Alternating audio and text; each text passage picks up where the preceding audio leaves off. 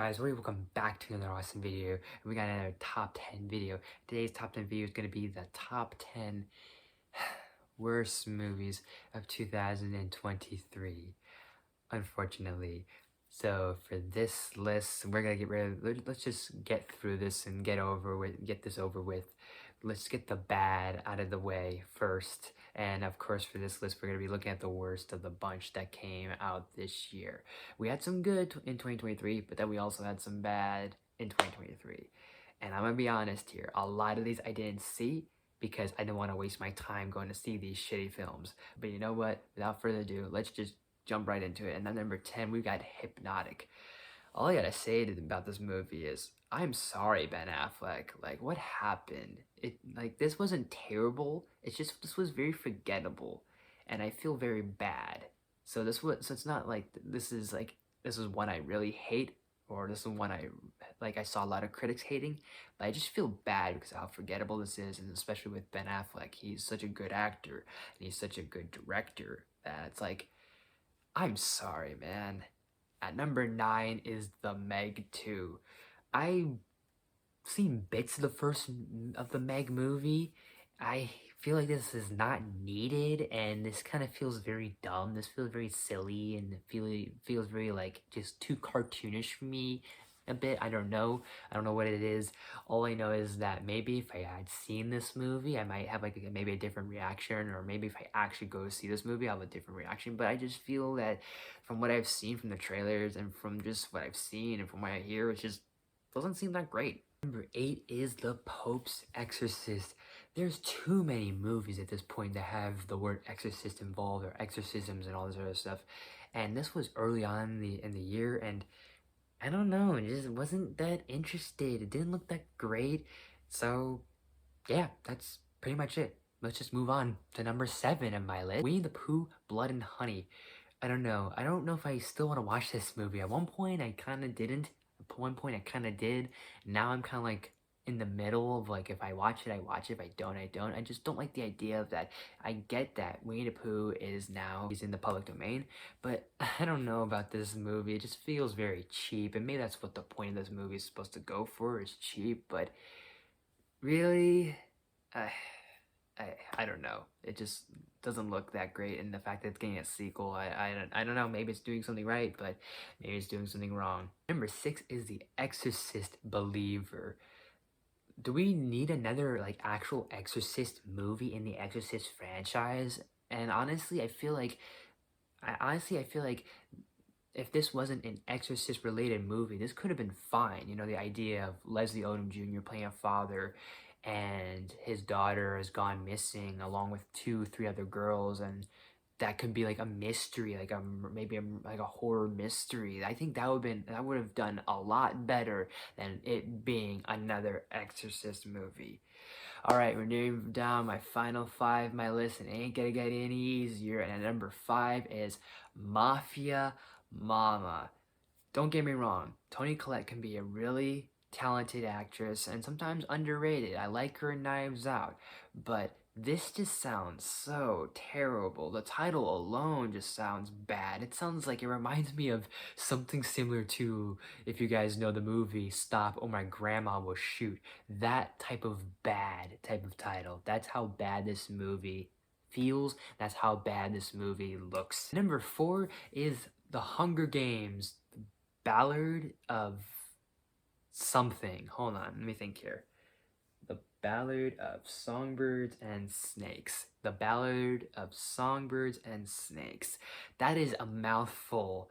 And look, I thought we were done with the Hunger Games franchise, and I know technically this is a prequel, so thank God it's not a sequel, but do we really need to come back to this franchise again? I don't know. I felt this was dead. I thought these adaptations like this and Divergent and The Maze Runner were all dead, and apparently people really need this, when in reality this is just a moneymaker, and I don't think this even made a lot of money at the box office. So what was the point? What was really the point of making this movie if it didn't make enough money? Number 3 is Magic Mike, The Last Dance. Who and why do we need this? Like, Channing Tatum, what are you doing here? I'm sorry, man, but I know he's not watching this, but I'm sorry, man, but why do you need another one of these? And like, I feel like the trailer gave away the entire plot of like this is his last dance. He's got a whole feud with his ex-girlfriend or someone he's interested in the form of Salma Hayek, and they bond over dancing. And this just sounds like I know this sounds very cheesy and this sounds like a corny sort of like romantic flick, but do we really need another like Magic Mike movie? I don't like the Magic Mike movies for several reasons, and like Marvel, Disney, just give Channing his Gambit role in the MCU. Studios actually give Channing Tatum something good to do, because when he's not doing these Magic Mike movies, he's actually doing some really good talented stuff. And I feel like his talent is wasted in this franchise. And number 2 is Fast X. I didn't give a shit about Fast 9. Why am I gonna give a shit about Fast X? Apparently money gives a shit about Fast X. That's the only thing that really gives a shit. No one cares. I don't think the actors really even care. Why are we at 10 with this franchise? This should have stopped at 7, maybe even 8. I know probably people say that it should have stopped at 6, but I wouldn't mind if it stopped at 7 or stopped at 8, because at least those are like, it's been a little while since I've seen those two, but I remember those kind of being at least decently cool or decently enjoyable in some shape or form, even with no more Paul Walker. But this is just getting ridiculous. This is just getting really, really insane. And I hate that this is still going even more, because there's 3 more planned after this. 3 more Fast and the Furious movies after this, guys. I don't have to tell you. I think that Fast 9 was the nail in the coffin, and they're just gonna keep digging and digging at Paul Walker's grave and just stomping around on it, and that's just annoying to me. And before we reveal my number 1 pick, here are a few dishonorable mentions. The Marvels. Yes, kind of surprising. You guys surprised? You shouldn't be. But I will at least say this. I feel like there are times in this movie, there are some things that are like maybe a quarter bit enjoyable, and there are things that are probably like laughably bad, but this is just, some of the stuff in this movie is unexcusable, really, guys. I won't say that Marvel's dead, but this is unexcusable. This is unacceptable. Saw X. I don't know if this really did well. I know some people like this movie, but I just think, why do we need another Saw movie? I don't get why. I don't think we really need one. I don't think we deserve one. 80 for Brady. This just seems stupid. I mean, I get that you have some talented, very seasonal actresses, but to kind of give them this sort of like what feels like a slapstick comedy, just, I don't know. It just feels like one of those like Jackass movies, or Dirty Grandpa films, or whatever Robert De Niro did. I think him and Zac Efron did as a movie, which that was just terrible. This feels like one of those films. Evil Dead Rise. I completely forgot there was another Evil Dead movie. I thought that, I think it was like the 2013 remake version of Evil Dead was like the last time we saw them as movies, and then they did Ash versus Evil Dead, so I thought those were the last 2 we ever saw of the Evil Dead franchise. But nope, let's just keep bringing things, digging things out from the grave and finding other shit to just make more money off of. And now my number 1 pick of my top 10 worst movies of 2023 is, drumroll please, Aquaman and the Lost Kingdom. Seriously, guys, do not even bother with this movie. It's not just because I don't want you guys to have to go see these movies and have to waste your time and waste your effort and waste your money on them. It's also the fact that just don't go support this movie, because number 1, you basically have to see which that incursed Johnny Depp's current career and his current state with Hollywood. What's the point in even making this movie? This doesn't feel that very interesting, in my opinion. Yes, I like the idea that Black Manta is getting revenge, but there's nothing else really cool about this film. There's like, maybe that's cool, and then Arthur and Orm are partnered like a buddy cop thing, and that's cool, but that's not enough to save this idea. And honestly, number three is I checked out after The Flash because The Flash was basically them saying, hey, we're done with the DCEU. And yes, you could say Blue Beetle came out as well, but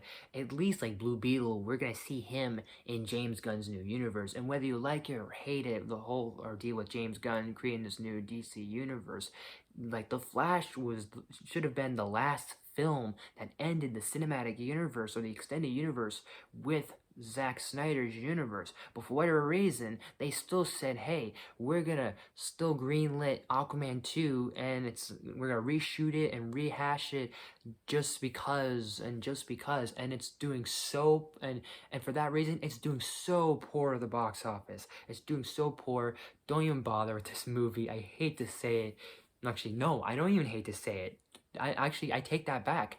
I don't hate it at all. I said that. Just don't support this movie. Don't support Amber Heard. Don't support this sequel. What's the point of this sequel existing if this extended universe is dead? It's one thing if this becomes an Elseworld multiverse universe, but that's not what James Gunn has planned. And like I said, whether you like it or not, that is what James Gunn is doing. Is he's basically wiping this universe out, and he wiped it out with The Flash. I was not excited for this sequel, and I just don't plan on seeing this movie. I don't think I really will go to the theaters, and if I actually watch this movie, it'll probably be just if it hits streaming, or I'm not even gonna bother with any physical form of it. It's not worth it. Those are the worst movies of this year. Let me know in the comment section down below. What do you think was the worst of this year? And as always, guys, thank you so much for watching. If you like this video, please smash the button. If you're new to my channel, please subscribe and do awesome videos every day, every week. Make sure you ring that bell. The new videos every day of the week. Share the video with your friends. All the good stuff and more. Leave some suggestions in the comment section. You name it. I'll look to do as best as possible. Look out for the best movies of this year, and then we will move on and move forward into the new year with the most anticipated movies of 2024. So thank you guys so much for watching, and I'll see you next time. Bye.